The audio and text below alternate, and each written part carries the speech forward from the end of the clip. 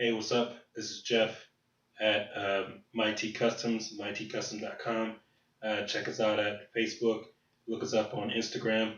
Um, Today we're just doing a quick video on how we have our home-based t-shirt business. Printing right at home. This is literally in a spare bedroom. And just getting some information out there, free information, because there's a lot of guys out here on YouTube um, giving you information that you have to pay for. Um, when you can easily get it for free. I did a lot of hours working trying to figure it out when I first started, so I figured I'd make a video, give you some of the information I learned, some of the mistakes that I've learned, and some of the cool things that would get you. So help you not make the mistakes if you're starting or if you're just trying to get things going. First video is just what I use to create my shirts. This is one of the logos. Literally, I just made this shirt 10 minutes ago. Got an idea, made it up on Photoshop, printed it out, pressed it, done. Right? So to make this shirt tonight, I used a couple of different things. Again, Photoshop on my laptop, and once the design was done, I printed it out on my Epson wide format 7110 printer, regular inkjet printer. We're not doing any sort of sublimation or anything at this time. Important to know, if you are starting out, get a wide format printer, or a printer that at least prints 11 by 17. And that's important because if you get a printer that's just a normal size and 8.5 by 11, you're not going to get that full design that you're looking for bigger shirts. And on another video we'll go over that, but important, wide format printer, right? Secondly, after you print, you cut the design out, do whatever you're doing there. Then you'll go over here to the heat press. Now this is a Greco, I think that's how you say it. You can find them on Amazon for like 250 bucks. I found it off of Craigslist. I think I paid 125 bucks, something of that nature. Now this is a 15 by 15. If you already have one, that's cool.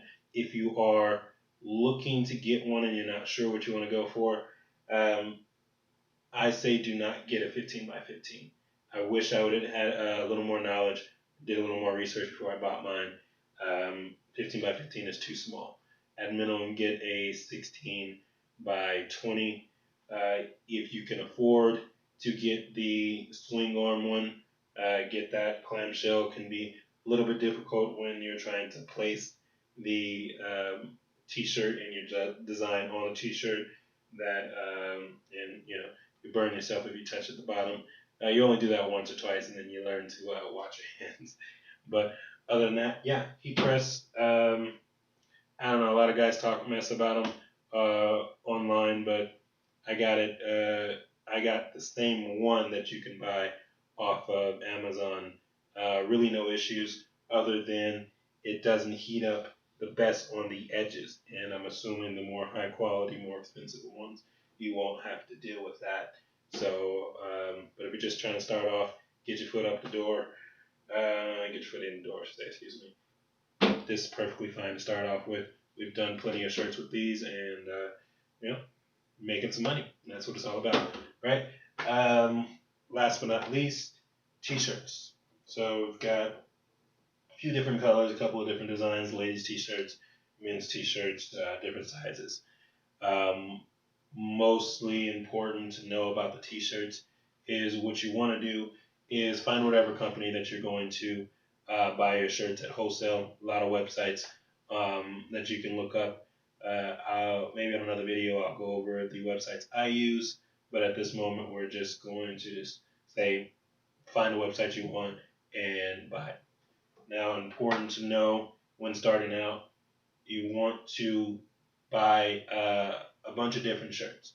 Buy one or two of different companies, different styles, 100% cotton, cotton blends, ring spun. And just buy as many different ones as you want until you find the one that you like. Most importantly, not only when you get the shirt, you gotta like the way it feels new. But that's why I say buy at least two, so you can press one of your designs that you make or one of the designs that you buy, which I'll show you in a second. Because you also want to wash it. And I say wash it 5 to 10 times to really get the understanding of how that shirt's going to last when you sell it. Because when you're making a shirt, the goal is to not only sell it so they'll wear it once, but you want them to have it in their daily or weekly rotation of shirts to wear, make it one of their favorite shirts. So that's constant promotion for your brand and for your company, right? So very important to do your research on quality shirts, and always when you buy your test shirts, not only press them and see how they feel new, but wash them 5 to 10 times to see how that shirt is going to react with a lot of washes, because you want something that's going to last, look good, and feel good after it's washed a few times, because who's going to wear a shirt once? So that is my setup here. A couple other things really quick. Personally, I use inkjet soft stretch paper, blue lines for light color shirts, and the 3G opaque Jet Pro paper. This shirt that I have on now is the opaque, which is a certain way of how to, I don't know if that would look up in there, you'll be able to see it. There's a certain way that you have to print and cut these ones, and there is a certain way that you have to do the light color regular Jet Pro soft stretch. So we'll do a video on those. There's plenty of videos out there already, but just to be comprehensive and to make sure everybody understands the difference in the style that you have to, we'll do some videos on that. But what I was talking about earlier, since I have the 11 by 17 paper in my hand for the wide format printer. So this would be wide format. I'm wearing a large shirt right now, so you can see if you print, this fits pretty much the full shirt. Whereas if I grab a 8.5 by 11 shirt, a lot less space.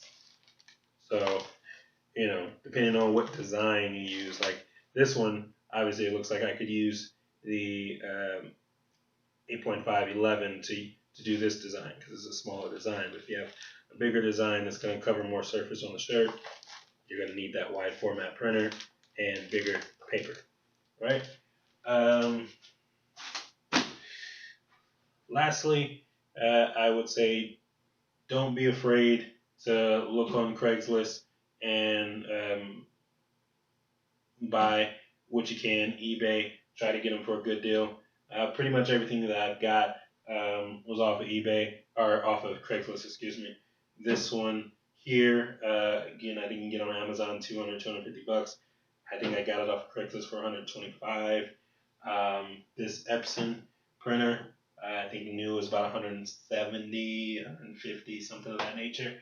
I got it for 50 bucks off Craigslist.